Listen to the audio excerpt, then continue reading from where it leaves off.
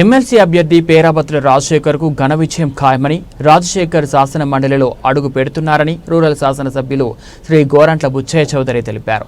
పట్టభద్రుల ఎమ్మెల్సీ ఎన్నికల ప్రచారంలో భాగంగా ఈరోజు కాతర్ గ్రామంలో గంగిన హనుమంతరావు నున్న కృష్ణవారి ఆధ్వర్యంలో నిర్వహించిన ప్రచార కార్యక్రమానికి ఎమ్మెల్యే గోరంట్ల, రాష్ట్ర హెల్త్ వింగ్ ప్రధాన కార్యదర్శి గోరంట్ల రవిరామ్ కిరణ్, పరిశీలకులు డొక్క నాగబాబు, ఎం తేజవతి హాజరయ్యారు. ఈ సందర్భంగా ఎమ్మెల్యే గోరంట్ల మాట్లాడుతూ గత ప్రభుత్వం రాష్ట్రాన్ని చిన్నాభిన్నం చేసి అన్ని వ్యవస్థలను నాశనం చేశారని, మన కూటమి ప్రభుత్వం ఏర్పడిన తర్వాత రాష్ట్రాన్ని గాడిలో పెడుతుందని, అనేక నూతన చట్టాలు చేయాల్సిన అవసరం ఉందని, శాసన మండలిలో వైకాపాకు బలం ఉంది కాబట్టి బిల్లులను అడ్డుకుంటున్నారని, ఇలాంటి సమయంలో విద్యావేత్త పట్టభద్రుల సమస్యలపై అవగాహన కలిగిన వ్యక్తి మన పేరాబత్తుల రాజశేఖర్ లాంటి వాళ్ళను శాసన మండలికి పంపించేందుకు మనందరం కృషి చేయాలని కోరారు.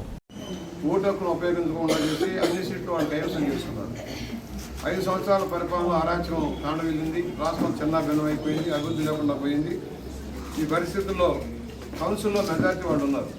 ఎందుకంటే లోకల్ బాడీ ఎన్నికల్లో కానీ వాటిలో కానీ డామినేట్ చేసి వాళ్ళు ఉండటం.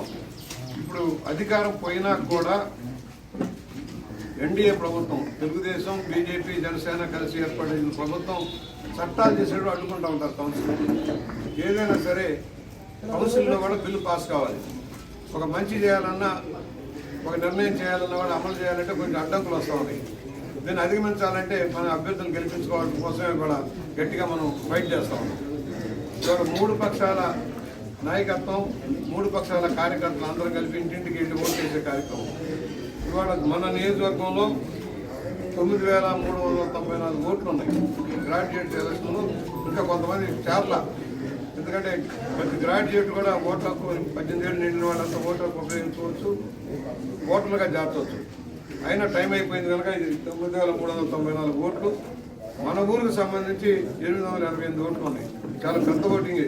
దాదాపుగా ఒక వంతు మనం భారీగా ఉన్నాం. వీరికి 3 బూతులు ఉన్నాయి. 74, 76, 77 3 బూతుల్లో ఈ 888 మంది కూడా ఓట్లు ఉపయోగించుకోవాల్సిన అవసరం ఉంది. దాంట్లో 55 మంది లేరు, ఊళ్ళో లేరు. 55 మందిని రక్షించుకోవాలి. లిస్టులు అడిగాం, ఇంకా ఇవ్వాలి. మీరు కూడా ఇప్పుడు చాలా అవ్వాలి, సాయంత్రానికి వెళ్ళిపోవాలి. లిస్ట్ అంతా హైదరాబాద్, అమరావతి వెళ్ళిపోవాలి. అందువల్ల 55 మందిని కూడా రక్షించుకోవాలి. 90% పోలయ్యేలా కనీసం చూసుకోవాలి. 90% అనేక పెండింగ్ విషయాలన్నీ పరిష్కారం చేసుకుంటూ ముందుకు సాగుతున్నాం. రాజధాని నిర్మాణం, పోలవరం ప్రాజెక్టు నిర్మాణం, స్టీల్ ప్లాంట్ విషయంలో కానీ, లేక రైల్వే జోన్ విషయంలో కానీ ఒక సానుకూలమైన విధానం తెచ్చుకున్నాం. ఆర్థిక పరిస్థితి ముందుకు సాగుతున్నాం. నిరుద్యోగాన్ని తొలగించడం కోసం ఇవాళ 6 లక్షల ఉపాధి కల్పన లక్ష్యంగా 6 లక్షల కోట్ల పెట్టుబడులు వస్తూ ఉన్నాయి. ఒక్కొక్కటి బిగిన్ అవుతూ ఉంది. సంక్షేమం, అభివృద్ధిని 2 కళ్ళగా ముందుకు తీసుకెళ్తున్నాం. నిరుద్యోగాన్ని తొలగించడం కోసం కార్యాచరణతో ముందుకు సాగుతున్నాం. ఎన్నికలు ఇచ్చిన వాగ్దానాలను అమలు చేసుకుంటూ వెళ్తున్నాం. ఈ పరిస్థితుల్లో కౌన్సిల్లో మెజార్టీ అవసరం అవుతుంది. ఎందుకంటే గతంలో బ్రోటల్ మెజార్టీ ఉన్న జగన్మోహన్ రెడ్డి ఇష్టారాజ్యంగా అందరినీ బెదిరించి బొకాయించి కౌన్సిల్లో మెజార్టీ తెచ్చి ఇవాళ అన్నింటిని అడ్డుకుంటూ ఉన్నాడు. అది తొలగాలంటే మన అభ్యర్థులు కౌన్సిల్కి వెళ్లాల్సిన అవసరం ఉంది. ఎందుకని పేరాబత్తుల రాజశేఖర్ గారు ఎమ్మెల్సీగా పోటీ చేస్తూ ఉన్నారు. ఉమ్మడి అభ్యర్థిగా ఎన్డీఏ కూటమి నాయకులు, కార్యకర్తలంతా పనిచేస్తూ ఉన్నారు. ఆయన గెలిపే మన ధ్యేయంగా ఉండాలి. కౌన్సిల్లో మెజార్టీ సాధిస్తే మంచి బిల్లులు పాస్ చేయించేదానికి, చెడ్డ బిల్లులు తొలగించే, ఆ ప్రభుత్వం చేసిన అరాచకాన్ని తొలగించేదానికి వీలవుతుంది. అందరూ మద్దతు ఇవ్వమని, పేరాబత్తుల రాజశేఖర్ ఒకటో గుర్తు మీద ఓట్లు వేసి గెలిపించమని విద్యావంతులు అందరూ కూడా విజ్ఞప్తి చేస్తూ ఉన్నాం.